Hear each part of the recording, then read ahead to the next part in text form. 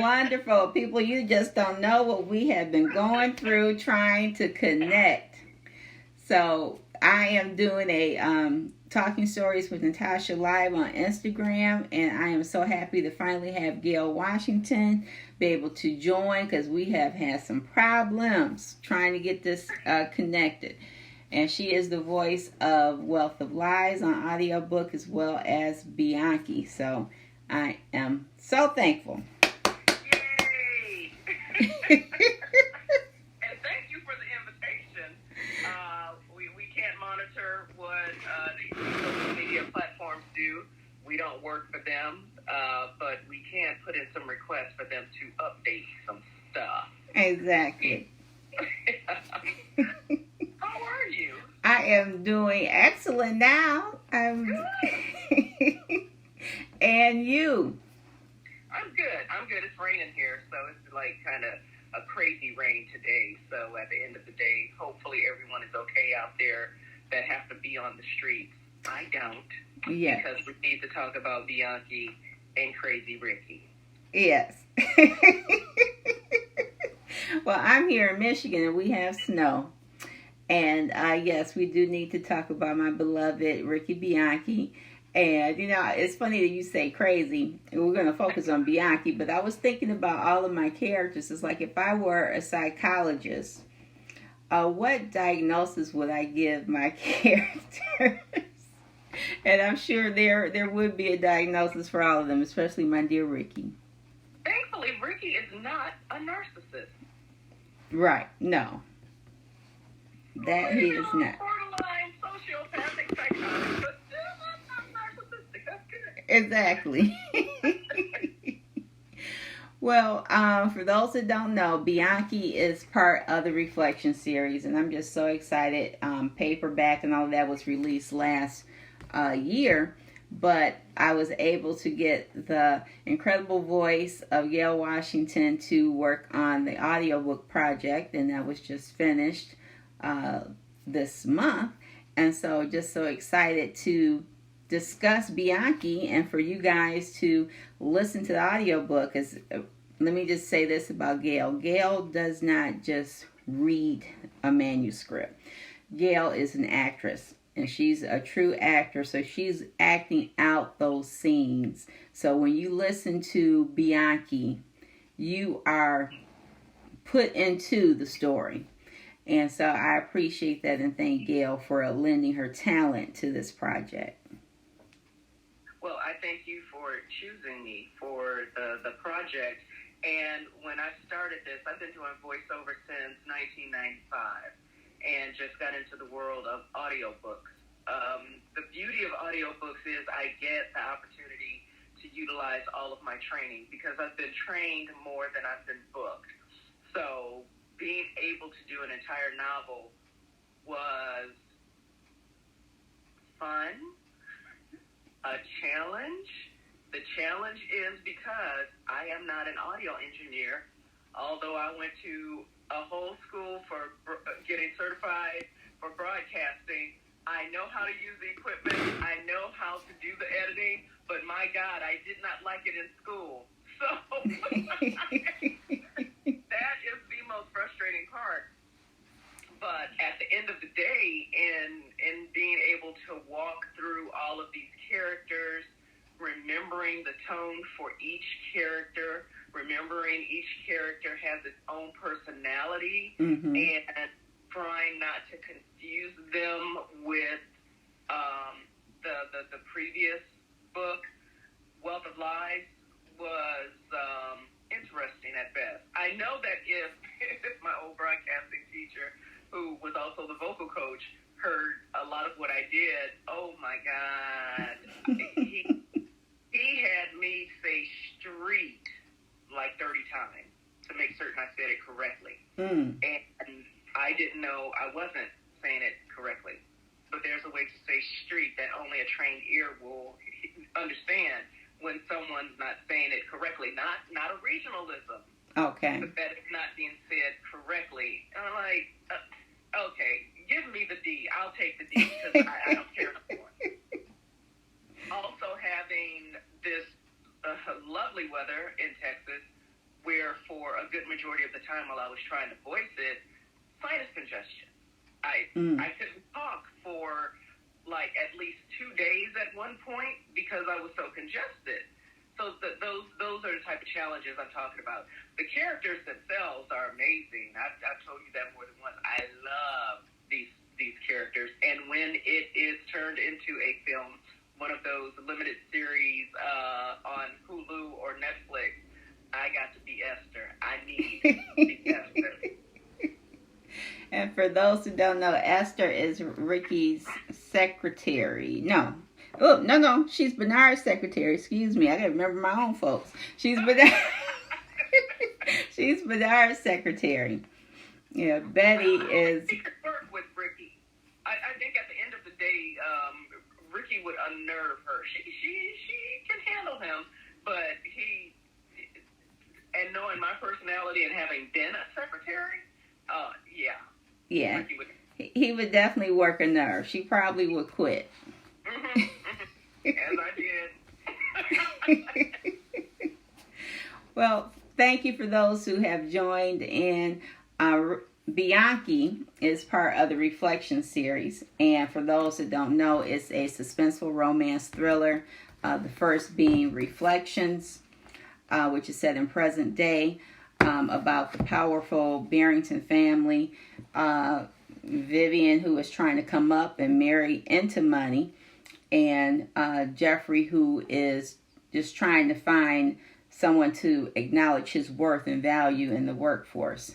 And so when those three folks collide, there's a story full of plot twists and action. And it sparked me to write Wealth of Lies, which is the prequel, which takes place in 1955 about the patriarch of Bernard Barrington and his love story. And all the stories take place in metropolitan Detroit. And the mob family, Bianchi, is mentioned in the first two. And so I thought, well, we really need to give Ricky, who's introduced in Wealth of Lies, his own story, because I fell in love with Ricky. I feel like he was the most charismatic of all of the men mentioned in the Reflection series. And he's powerful, he's got the money, he's ruthless. And this takes place in 1970, Detroit, Michigan. And it is a love story.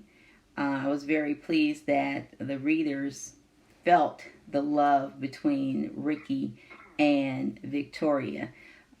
They're from opposite worlds, and when they come together, it's full of unexpected events. Yes, indeed. So I like that he is in love with her and not obsessed with her. Okay. Yeah. The readers will understand that when I say Ricky's not a narcissist. When you have those guys that finally decide on that woman they want to be with, I've heard this so many times. Most men know as soon as they see the woman. There's something there. And he knew when he saw it. Unfortunately, we have some men that are like, okay, I am going to pursue her at all costs, and I don't care what she says, she's mine, and I know she's mine. Women do that too, but women always come at it with, the Lord showed me a dream, and you're supposed to be my husband. Men are like, I'm going to wear you down until you say yes. And that can be a bit obsessive, intrusive, and scary. And he's not that. He recognizes that, she's the one, and this is what it's going to take to get her. Right, and he takes a step back and realizes that he has to have a different approach with her than he's had with other women. And so I wanted to convey that he really cares about her and making her feel secure and unafraid and comfortable and loved. And so I tried to convey that in their relationship.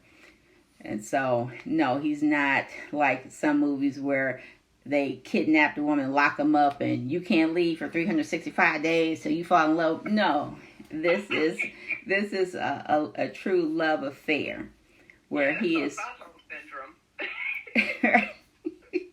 You got me for 365 days and not letting me leave, and I'm no longer angry. That's Stockholm syndrome. Right. So we don't have any of that. But he is determined to show his love, but he does know when to back off at the same time. Well, I love voicing this because the dynamics of the characters. One thing I learned during one of my trainings was you don't have to do character voices. You don't have to give the characters a voice. You have to convey the emotions of that character. And the way you've written it, it would not have mattered what voice I use, being able to just put the emotion of the character in there, because you give characters that have a lot of emotion and a lot of textures. So that's why it's fun voicing your books. Thank you. And that's one thing. I don't want any of my characters to be cookie cutter.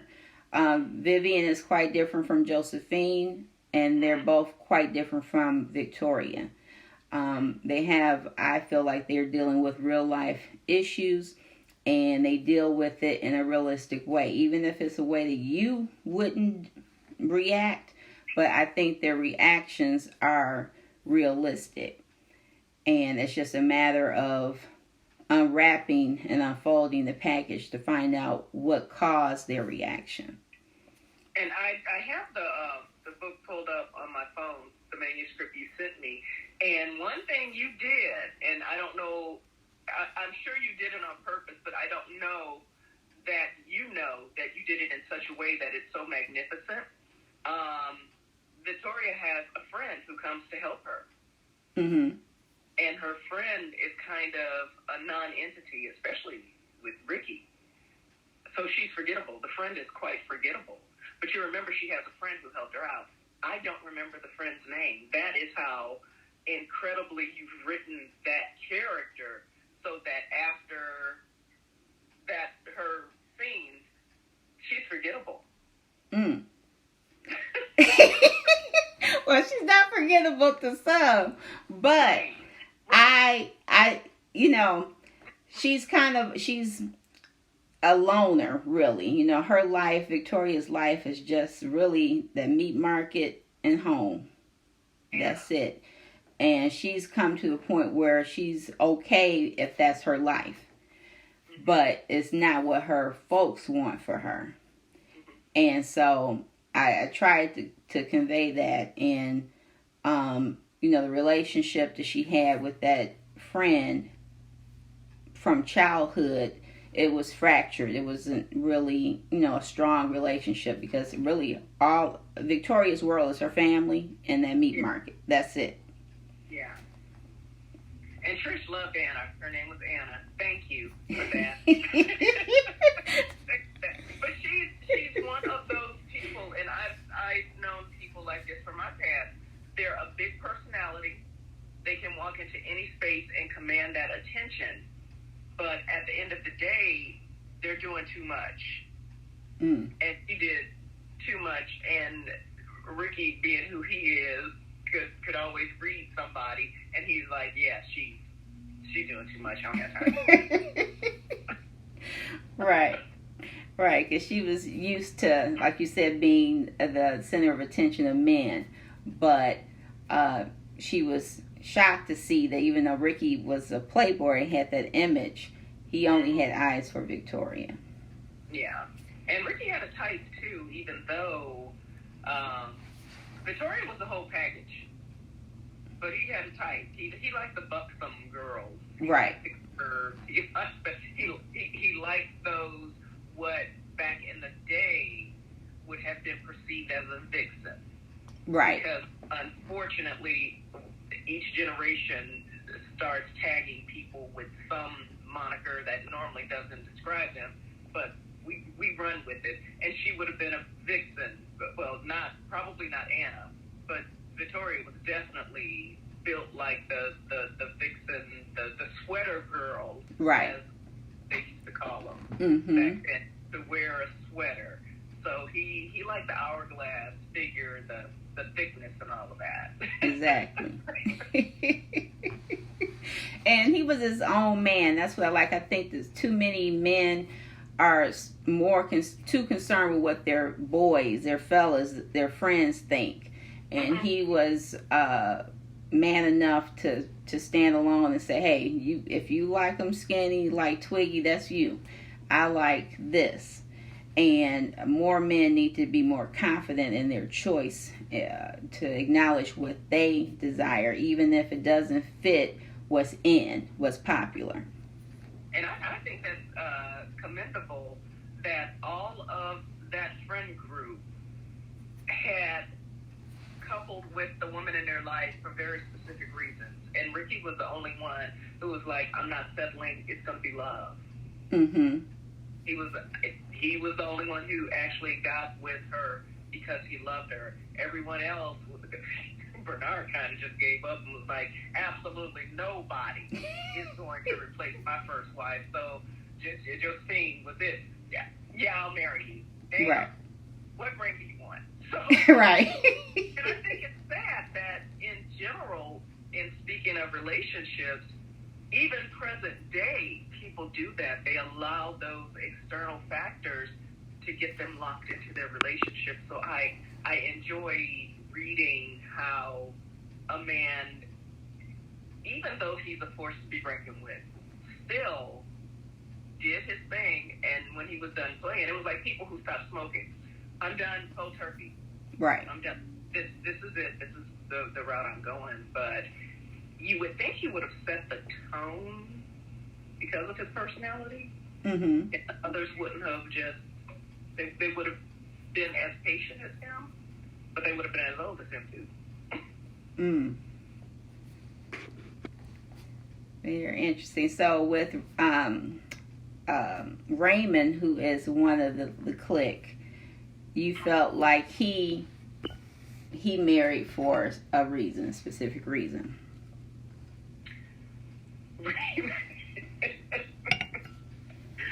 Yes, he did. Yes, he did. Status coming out of. Did he go to an HBCU? No. No. He went to. Where did he go? University of Michigan and then Harvard for law school. Yeah. Raymond definitely married a woman who would be palatable for the corporate climb. He probably liked her a lot. I know he knew she was pretty. They all made certain they got women that were of a physical aesthetic that would please people. There was still that need to please people outside of their circle. Mm-hmm. Inside their circle, they were guys of that generation that said things to each other that was so politically incorrect for today. Right. But the things they said, if they were going to talk about each other's wife, they were going to make sure it wasn't her looks. Mm. And Raymond wanted, I think he was very comfortable with who he was. Trying not to do a spoiler alert here. Right. He was very comfortable with who he was, but he still needed the physical aesthetic to fit into those arenas that he went into. Bernard could get him in those rooms, no doubt. Ricky would back him up in those rooms, no doubt.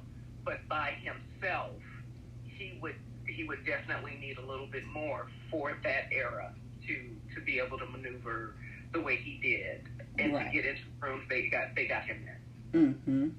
Yeah, and he knew they got him in those rooms, but they knew he could hold his own in those rooms. Right.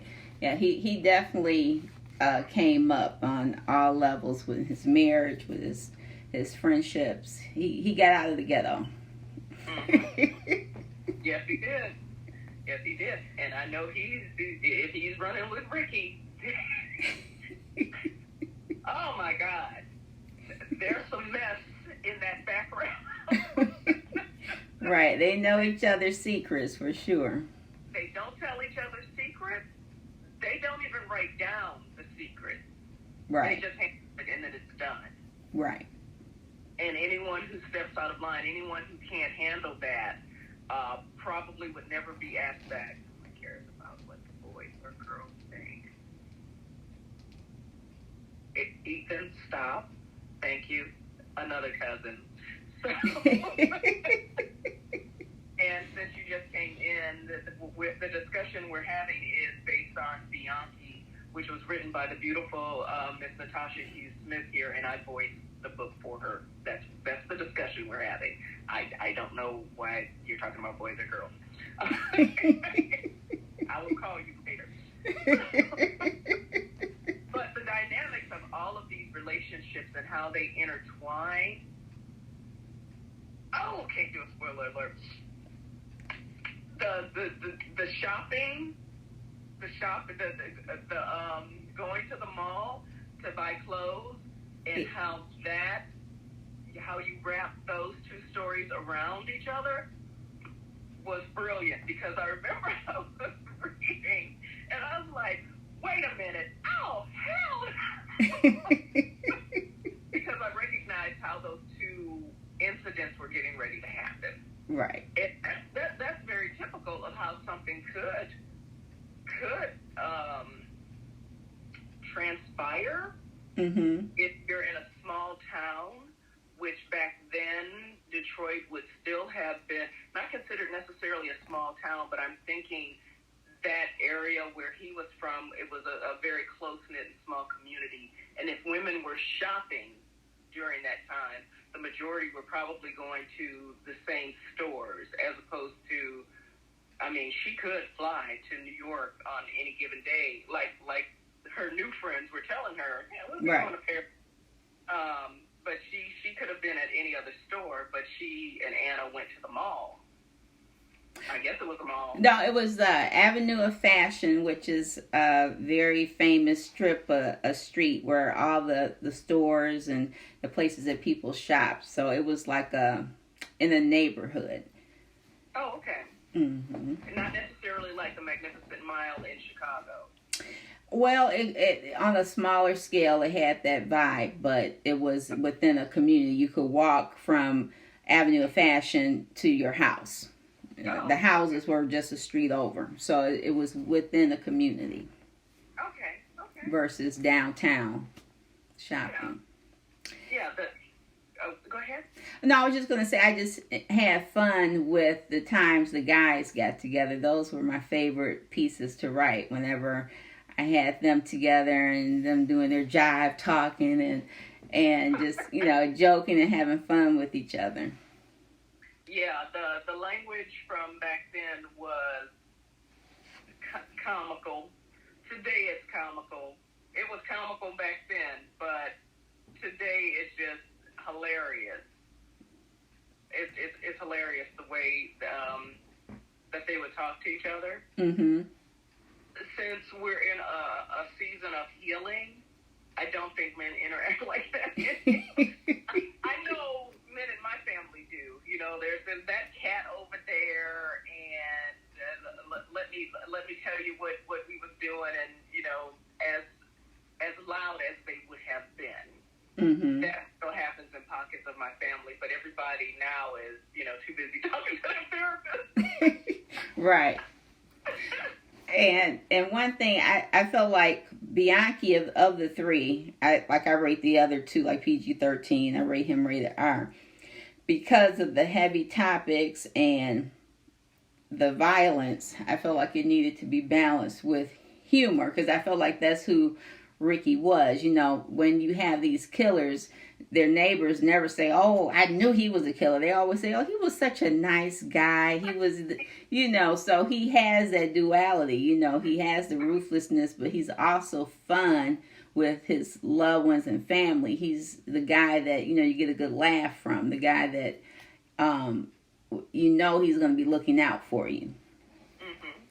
You also exposed the dynamics, and Trish, you are right. I love the cabin scene as well. That was hilarious. The interaction of how the women got together, and the fact that Victoria loved to eat. Most women, I've been in a few of those circles, and if there's a buffet, they're not going near it. I will fall on it like my life depended on it. I'm sorry, because I'm normally there without a man. It does not matter. Why? I love the layers of the men and the interactions they have with the women in the cabin. what I really appreciate is your little peek into how people of that level of wealth interact. The fact that Ricky's parents were very open to the idea of Victoria being part of the family quickly, and them being in the house and them discussing, hey son, you know, your mom was just as much of a woman as her, and it's like, never in my Baptist family would have those. Well, mine either, but Yeah, they were very welcoming, and even you painted a picture of how Ricky got to be the Reaper. His interaction with Bernard, and why Bernard would be his best friend. There was a bit of endearment with that. And then it gives you some insight with Bernard, why he wasn't afraid of Ricky, or that, you know, you could see why they would be friends, because maybe it was a little bit of a little ruthlessness or killer in him that he kept checked. Yeah. But I also wonder if it was a genetic